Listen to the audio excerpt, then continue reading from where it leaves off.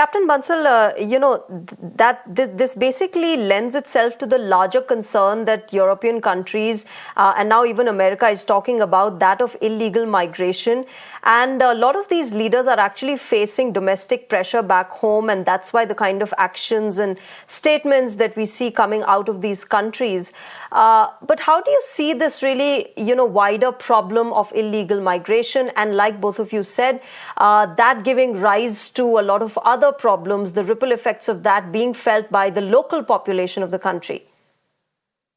See, as I said, illegal migration is primarily, most of it is for economic reasons. In some cases, it is for political reasons. Illegal migration takes place from those countries which are impoverished to those countries where there are opportunities for employment and sustenance. In some cases, people just want to get out of those countries where political climate makes it impossible to live. Countries like Afghanistan or war-torn countries like Libya, Iraq, Syria, and they want to go to places of relative safety. But invariably, what happens is when you have large migrations of this sort, when people come without any documentation, without anything, and they are at the fringes of the society, their indoctrination by various terrorist groups becomes easier.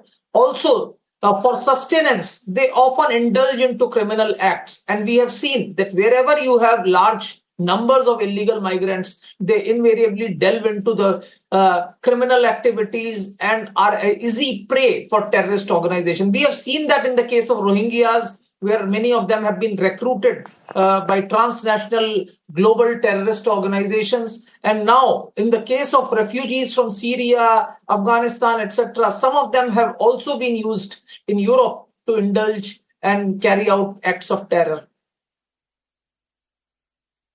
Can I also ask you, Khusbu Jain, at this point that, perhaps a lot of these European Union countries are responsible themselves for the kind of situation that they are facing right now. For instance, the case of Germany, where Chancellor Merkel had famously said, we can do this when dealing with the migrants and when welcoming outsiders into her own country. Perhaps that time they needed more hands to contribute to the economy.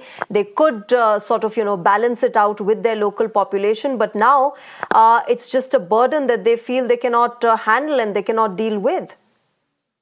See that these are two separate aspects. One, where the country wants to have more people in their own country, so that the local population is not suffice, or the population in certain country is going very low or minuscule, and they need more population in that inhabitants in that area. But in a way, yes, I mean, I in a way agree with you that you create an issue, and one side, when you like it, you can continue, you don't like it. But again, see, it would be very unfair for me or you to talk about, because it's a country's policy, and every country, every state head has to make arrangements to secure its own citizen and have a policy which can secure its border and also make an environment which is healthy for its own citizen. And the first thing they have to look into is the priority should be their citizen and citizens' right. Now, if in that there are certain rules and regulations of policy that has to be bought into, I think it is in the interest of their own citizen, and that's what we elect the government for. I would not be absolutely be able to answer the direct question which you're asking, because this has more to do with questioning what they're policing. Because I would want to put it across that if you're taking away asylum aspect, that's where human rights, that's where, yes, one I can look into. But even if you're picking and choosing on your creating a policy in favor of your country, that's an absolute country's prerogative to decide and to formulate those kind of policies in their own favor.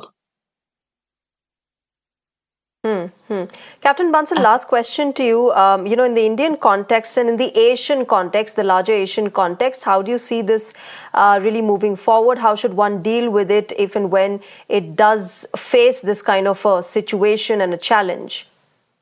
See, there are two issues. One is of humanitarian angle, when people, persecuted minority, persecuted people from any country are migrating. We need to provide them shelter because you won't want them to be exterminated. But at the second place, we need to understand that very often these groups become susceptible to crime and terror, and they become easy prey for terrorist organizations and criminal gangs. So consequently, we need to have a system whereby these people are localized, kept in camps. UNHRC is notified. They are actually accounted for, documented, and kept there. And UN provides them sustenance. They are not allowed to move around and mingle with the rest of the population, so that their mixing with the population is prevented. And this is very important. And this actually brings me to the previous question where you had said about Germany. We need to understand that it's not only purely economical or national interests alone which have actually forced countries to accept refugees. Sometimes it's moral and ethical issues as well. Like in the case of Germany, Angela Merkel, I think, accepted refugees because she thought it was ethically incorrect to prevent those people who are actually trying to escape persecution and threat to their lives. So I think sometimes it is ethical and moral questions also which governs the nation's policies. And especially in this case, because you wouldn't want those people to be exterminated, especially those who are escaping political persecution and political turmoil in countries where conflict prone. And I think, just to wrap this up and conclude this discussion, it also it also is affected by the state of the economy. And I feel that post-COVID, this has been